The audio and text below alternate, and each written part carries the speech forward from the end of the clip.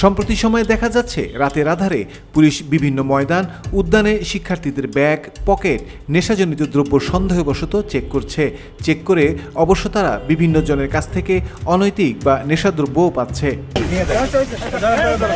গতকাল থেকে সামাজিক যোগাযোগ মাধ্যমে একটি ভিডিও ছড়িয়ে পড়তে দেখা যায়, যেখানে দেখা যায় পুলিশের সাথে বাকবিতর্কে জড়ায় একজন শিক্ষার্থী। এক পর্যায়ে পুলিশের সাথে সেই শিক্ষার্থীর ধস্তাধস্তিও হয়। এই বিষয়কে কেন্দ্র করে শিক্ষামন্ত্রীর একটি কথা প্রকাশ পায়। শিক্ষামন্ত্রী জানায়, রাতের বেলা অযথা ঘোরাফেরা করলে জিজ্ঞাসাবাদ করবে পুলিশ।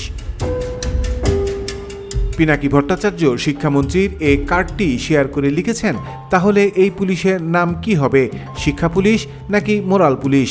আর এই নিয়েই সাধারণ মানুষের মধ্যে শুরু হয় আলোচনা। তরিকুল ইসলাম লিখেছেন, সবকিছুর বিরোধিতা না করাই ভালো, সবসময় ভালো সিদ্ধান্তের প্রশংসা করা উচিত।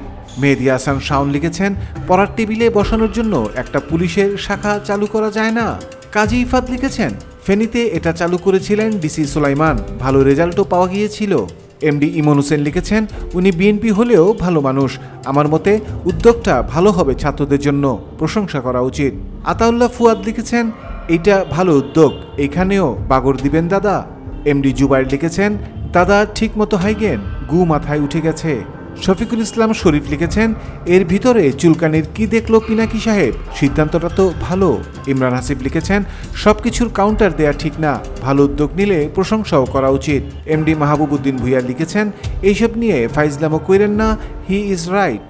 হাসিনা আক্তার সঞ্জু লিখেছেন, এটা তো অনেক ভালো উদ্যোগ, এতে কিশোর গ্যাংগুলোর উৎপাত কমবে, সবকিছুতেই আপনার সমস্যা।